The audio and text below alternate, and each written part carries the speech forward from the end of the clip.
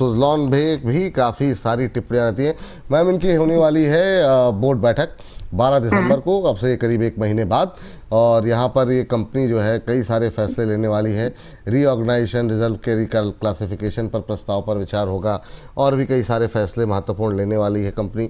Ma'am, ये नतीजे अच्छे रहे, शेयर नहीं चल रहा है, ये थोड़ा सा शेयर में लगातार प्रेशर जो बन रहा है, अब वो काफ़ी सारे दर्शक जो है अब वो कह रहे हैं कि क्या हुआ क्या है सुज़लॉन को। तो मतलब सामान्य तौर पर लास्ट क्वार्टर तक जब भी रिजल्ट आते थे, और रिजल्ट अगर अच्छे हैं तो 1-2 दिन तो मतलब 3-4 दिन तूफानी रैली रहती थी, अपर सर्किट। इस बार नहीं चल रहा, क्या टिप्पणी रहेगी, क्या करें अभी 56-57 पे? देखिए, 56-57 पर बायर बनिए, और बायर बनिए थोड़े से स्ट्रेच टाइम के लिए। कम से कम आप 9 महीने से लेकर के 2 साल का समय दो, ही अपने हिसाब से चलेगा स्टॉक।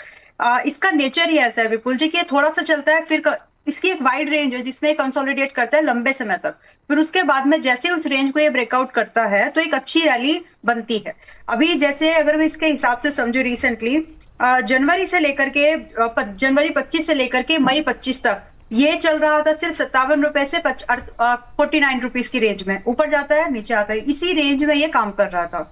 एंड इसके बाद जो हाई बना था वो 72 रुपए के लगभग का था। ये समझाना जरूरी है क्योंकि सवाल बहुत आएंगे इसको लेकर के अभी।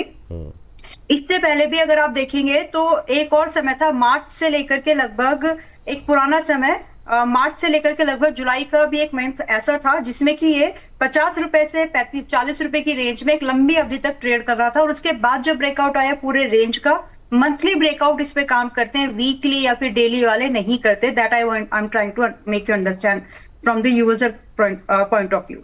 तो इसके बाद जो यहाँ से रैली बनी 50 रुपए के बाद से, ये गई लगभग 85 रुपए तक, परसेंटेज वाइज 80% है। तो इसको समय देना पड़ेगा, इसकी चाल आप तो बदल नहीं सकते, ना ही मैं बदल सकती हूँ। अब ये है उसके हिसाब से आपको समझना पड़ेगा, और अगर वो पटता है, समझ में आता है, तो ही इसमें पैसा लगाना है।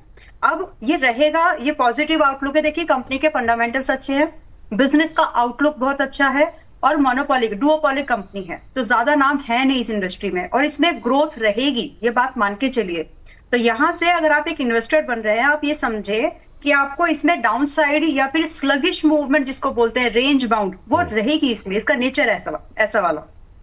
लेकिन अगर जब आप ये जैसे ही इस रेंज के बाहर आता है, आज ये 57 रुपए पर है, ये 90 रुपए पर कब आएगा, कितनी फास्ट चला जाएगा, कुछ ही हफ्तों में, आपको पता भी नहीं चलेगा। But for that one has to be invested in this, बिना इन्वेस्टमेंट के नहीं बन पाएगा, ये मुश्किल बात जाएगी।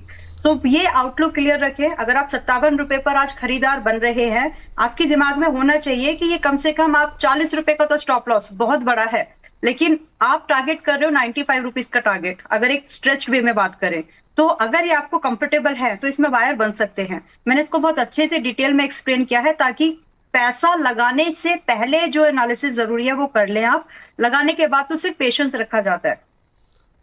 चलिए ठीक है, ये बात आपकी काफ़ी महत्वपूर्ण है।